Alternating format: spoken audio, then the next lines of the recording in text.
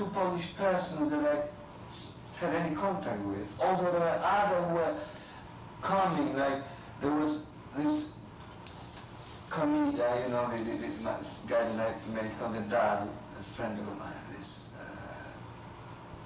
composer, had a friend whose name is Abratowski, another composer, who was a complete wreck, complete, you know, couldn't get a job, human wreck, really.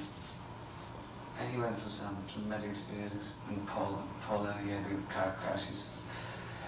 Wife died, he's around 40 with glasses, rather fattish. I said, well, I don't know how I can help you. Maybe I know some people in pop music. He's very good organ player. I introduced him to John Phillips. John Phillips listened to him once, you know, auditioned him, and said he will use him for some little things.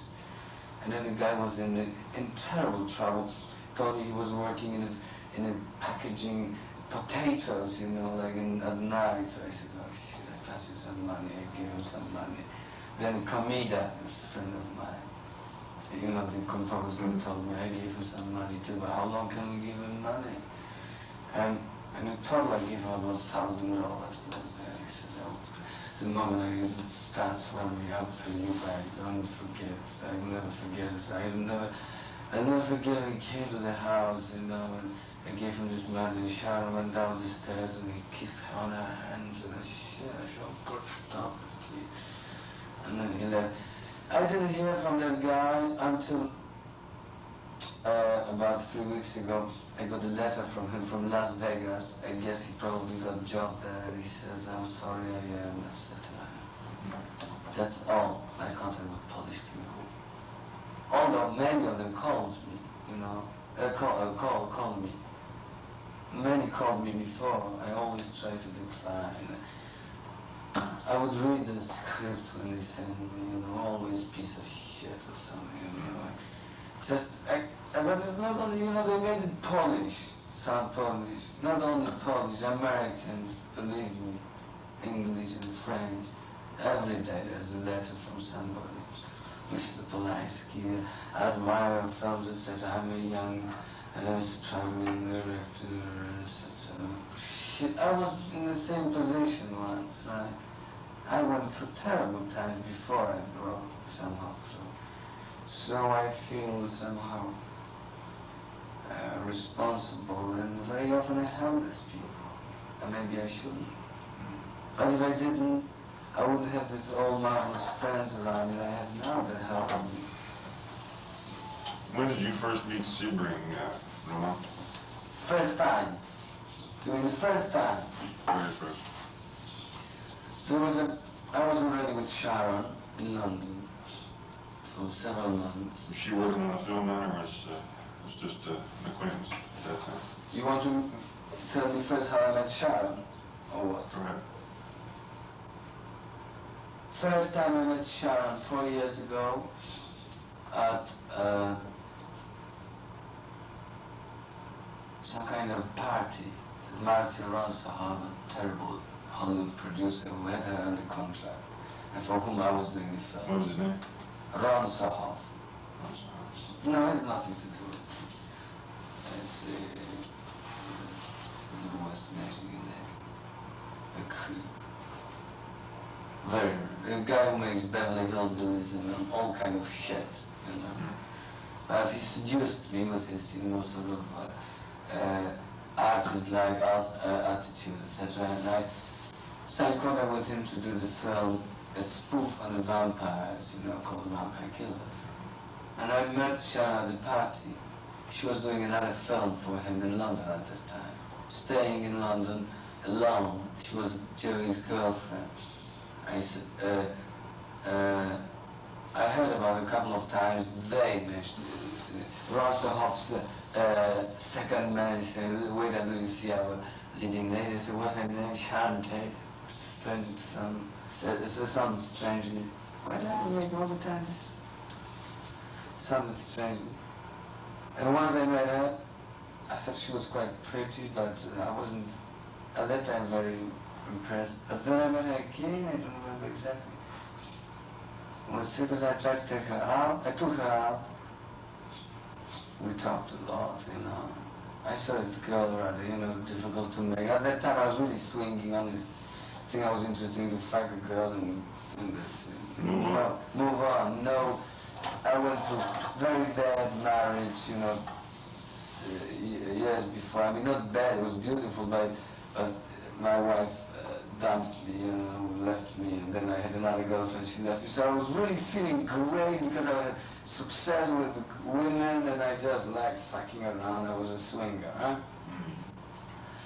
So I met her a couple of more times. I knew that she was with Jay. And then they wanted me to use her in the film.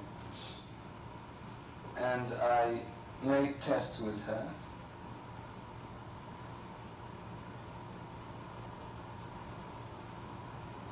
Once before I wanted to take her out, and she was sort of doing a difficult, sort of wanted to go out and didn't want to go out. I said, listen, fuck you. And I hung up. Probably that's the beginning of everything, you know? Somehow that's... You sweet talking. Right. You know, somehow she got intrigued by me. And I really played it cool, and it took me long dating, you know, before, and then I started seeing that the girl, you know, sort of likes me.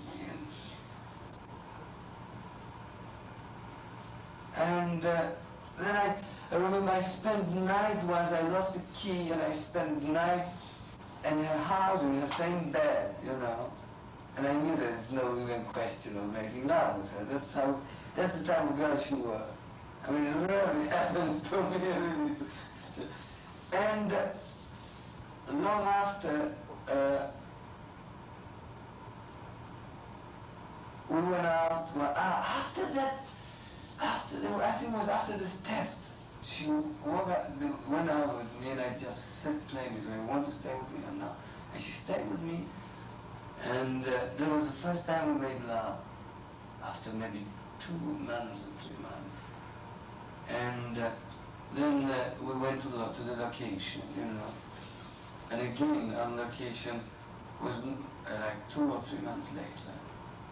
Jimmy by that time came, I think, once or twice. But didn't come after she made love. It was this type of woman, if she did it, this is it, you know. I felt badly, I heard about Jay, but I didn't know. When we went on location shooting film, once again I asked her, would you like to make love with me? And she said very sweetly, she said yes. And then it was for the first time that I was somehow touched by her, you know. And we started sleeping regularly together. And she was so sweet and so lovely that I didn't believe it, you know. Because I had a bad experience with women. I didn't believe that people like that existed. And I was waiting a long time for her to show the color, right? I thought, but she was a little beautiful. That's how she was. I thought it was phoniness, you know, which it wasn't. She was just fantastic. She was a fucking angel, I'm telling you. She was a unique character which I'll never meet again in my life, I know that. And when we were already set together, and that was it, and I was still living in a different house. I didn't want her to come to my house, and she was saying, listen, I won't swallow you. I want to be with you, etc. And I said, you know, I hardly live, I screw around. And she said, I don't want to change you. She was ready to everything, just to be with me. And one day, Jay came to see his friends. They already broke up, and she told him, etc. And we're sitting in a restaurant in London called Alvaro. And Jay was sitting at a different table with friends, common friends of mine and Sharon and hers, and good friends of his. Vivian Ventura, a young actress, and her husband, Frank Ducker. And so Sharon waved to him.